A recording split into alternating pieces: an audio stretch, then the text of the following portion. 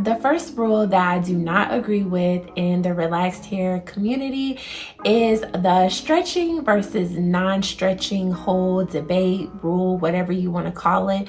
This isn't necessarily a rule. This is just a debate that I feel like we get into a lot within the relaxed hair care community. Some ladies do not stretch their relaxer and will relax their hair as early as 6 to 8 weeks. Some ladies only get 2 relaxers a year. Some ladies do 20 weeks. Some ladies do 16. Some ladies do 12. Some ladies do 14. There's so many different things that go within this, and so I try not to advise you guys, okay, well, I think you should stretch, or I think you should not stretch. I also don't look down or frown upon someone based on whether they decide to stretch or not stretch, because really I feel like this has to do with more so the individual, your specific hair type, how you take care of your hair.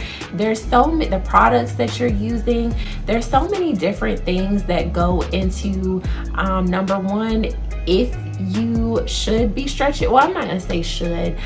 Let's say this. There are so many different factors that go into the success that someone is going to have stretching versus the stretch versus the someone else not stretching, okay? And I'm gonna go ahead and break those down quickly for you guys for what I think. So number one, I think stretching is going to determine a lot based on the virgin hair that you were born with, that you have coming out of your scalp. That is going to greatly impact your stretching situation. And let me explain a little bit further. So if you are someone who has like a kinkier type texture hair, your hair is more coarser than the next person, you might have a harder time stretching your hair versus someone else, because the two textures are going to be completely different. Versus if you're someone who has more finer hair, more softer natural virgin hair that comes in,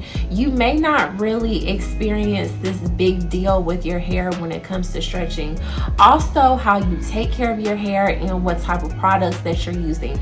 If you are someone who is very on it with their relaxed hair routine, you know what products your virgin hair likes, you know what type of products your relaxed hair likes, and you're able to kind of marry the two, and you have products that work well for you, you have the time and the patience to put into your hair, you are more likely to be able to stretch for longer periods of time than someone else.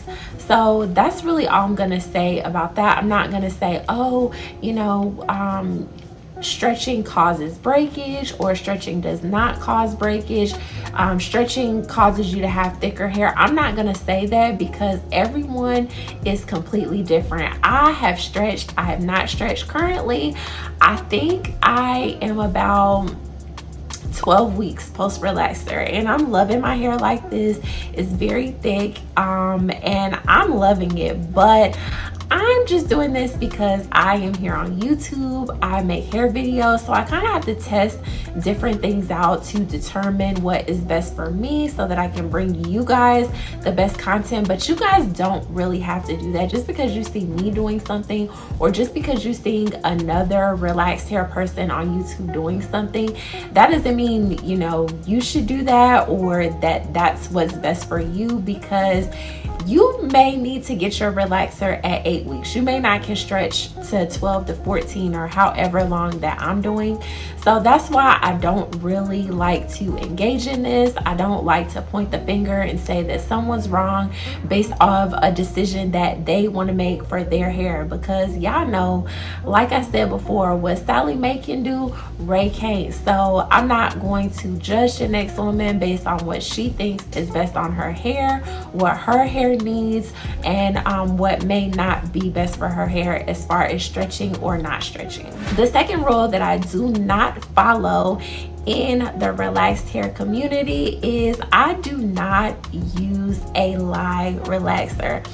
I know a lot of people, when I first started watching YouTube videos on relaxed hair, I saw a lot of ladies using just the live relaxers. I saw a lot of ladies I won't say advertising. I know sometimes I can't think of the words I'm supposed to say, but I guess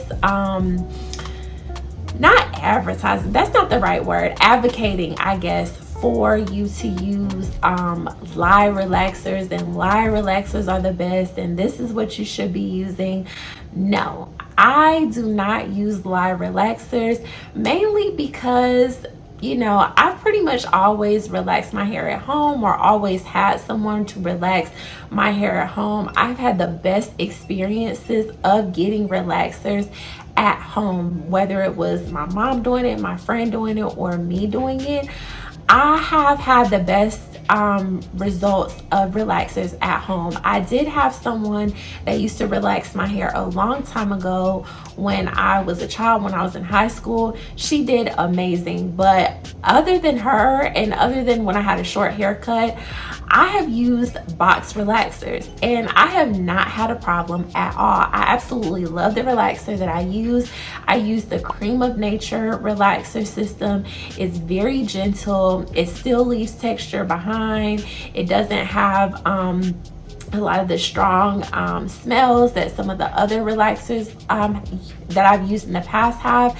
And I just really like this relaxer. I've never had an issue with over processing with this relaxer, and I really enjoy it. And I have always experienced minimal to no burning with this relaxer, and that's why I use the no lie relaxers, because I have very sensitive scalp. So for me, the lie relaxers are just a little bit stronger. They process a little bit faster. I'm not a professional. I'm doing this by myself at home. So I use the no lie relaxers because for me, they have been more gentle on my scalp. In the past, when I have gone to the salon and used lie relaxers, I have been burned. I've been burned severely to the point where my last relaxer in the salon actually made me want to go natural, and I went natural for a few years because I had severe burning and severe scalp irritations. Now this may be due to other factors, it may not have been the relaxer, but because this was my experience, I do not use lie relaxers. And another reason why I don't use lie relaxers and why I just like to go ahead and get the one that's in the box is because I like the products that already come in the box. Okay, I like the fact that my relaxer, I don't gotta do nothing. I just go buy one box. Okay, everything is in the box. The shampoo is in the box.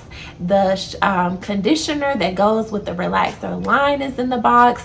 The relaxer that I use also comes with a protein treatment if I get the Plex one that comes with the protein treatment. It comes with gloves, it comes with instructions, it comes with everything already in there. So that's why I be rocking with that one. But if you, as someone who does hair, it wouldn't be a big deal for me to buy neutralizing shampoo and already have it on hand. I already have conditioners to use with the relaxer. I already have gloves, I already have tools.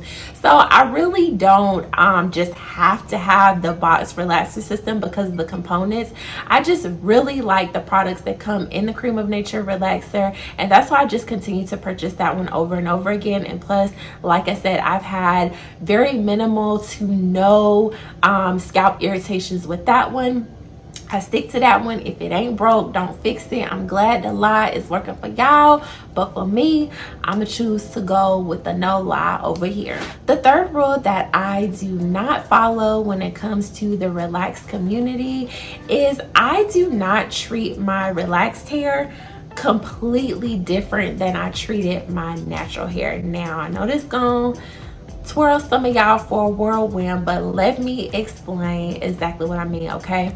So what I mean by this is basically all the steps that I do to my natural hair, I do to my relaxed hair, if not even more. Now, relaxed hair for me does not take as much of my time as my natural hair took, but I still have to put in the work to have healthy hair. Now, let me explain even further. So with my relaxed hair, y'all know I do a coconut pre-poo every single time I wash my relaxed hair. I did a coconut pre-poo every single time I did my natural hair. Okay, I deep condition every single time I do my relaxed hair. In fact, a lot of the times I have multiple steps of deep conditioning, so I might use one deep conditioner and then I might use another deep conditioner just based off of what my hair needs, or if I have the time, or what I'm feeling like. When I was natural, I deep condition. Okay, most of the time I only use one, but I would deep condition with my natural hair as well. With my relaxed hair, I use the leave-in. Natural hair, I use the leave-in. With my relaxed hair, I do what I consider low manipulation styling. And what I mean by this is I style my hair typically once per week. And typically for me, that is a flat iron. I may throw a little zhuzhes in there, a little bit of curls, whatever, just to have some body, just to have some movement, okay, just to have some razzle dazzle. I'm being extra right now, but y'all get the point, okay? So I do that once a week. Now typically I don't have to continue to restyle my hair. With my hair needing a relaxer, sometimes I do throw in some rollers just to make sure my hair stays in place, maintains that body, because when my roots are very thick, sometimes my hair doesn't lay right. So I have to kind of get it to lay exactly how I want to lay. So sometimes I do throw rollers in at night sometimes, but for the most part, when my hair is good to go, you know, anything before 8 weeks, I pretty much do my hair like this. I tie it down or wrap it down at night and I'm good. I don't have to manipulate it throughout the week. I don't have to use the flat iron throughout the week. I don't have to do any of that. My hair is good to go. Same thing when I was natural. I would do a style. I would do my style when I was natural was two braids, and I would crisscross them like a halo style. That was my favorite style when I was natural. Or I would do a bun, or sometimes I would do roller sets. But I would do these styles once. Sometimes I would take it down and redo it maybe once more throughout the week, but y'all get the point. Like, I really keep my hands out of my hair, regardless if I'm natural, relaxed, whatever. I don't have my hands in my hair a lot, because I feel like, you know, when you constantly messing with your hair, constantly doing stuff to it, you're just manipulating your hair more, and you could possibly have more breakage that way. So I just don't really do that. And another thing that kind of goes on with this rule, and I guess is what I'm really trying to say, is I don't like the fact that some people, you know, think that they're going to get a relaxer and just, you know, they're not going to have to put the work into their hair. They're not going to have to do their hair anymore.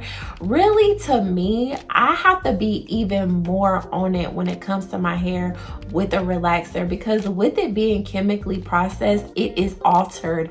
So with it being altered, you know, the pH might be off. It could tend to get drier. My bonds might be weaker, so I might need more protein. There could be all types of things going on. So because of that, I have to stay even more on it than I was when I was natural. That doesn't mean that I'm spending more time. It just means I have to be on it. I have to be cognizant of the type of products I'm using. I have to make sure that I'm staying on top of my trims. I just have to be on it. So I don't abide by that rule, or I don't agree with the rule that relaxed hair is just should be completely treated different than natural hair, or that, you know, you're not going to have to work with your relaxed hair. You're still going to work, and in some cases you might even be doing a little bit more, or you might even find yourself upping your game with your hair care just to make sure your hair stays top notch and where it needs to be.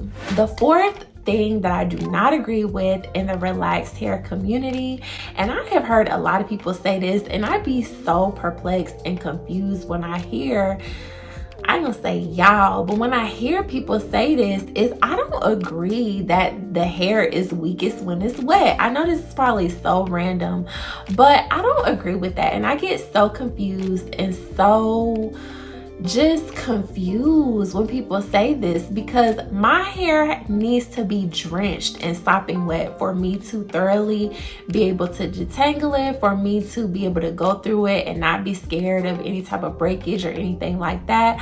I love detangling my hair in the shower, letting the water run through it, letting it just be drenched.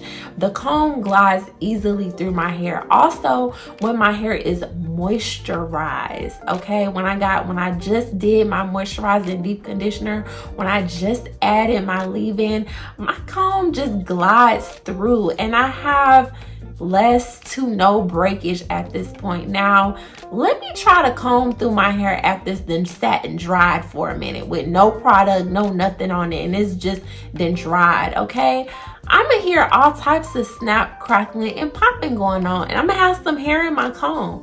So I don't know why people say this, but I completely disagree with this. And if you're someone who has had issues with shedding, you've had issues with breakage, and you've been following this rule, I would encourage you to maybe, only if you've been having issues, try something a little bit different, because I never detangle my hair when it's dry, or I don't do that, and I don't understand why people say that. So if y'all know, and if I'm wrong, let me know in the comments, because I'm always down for a little constructive criticism, especially if I done got it wrong and I done got it mixed up.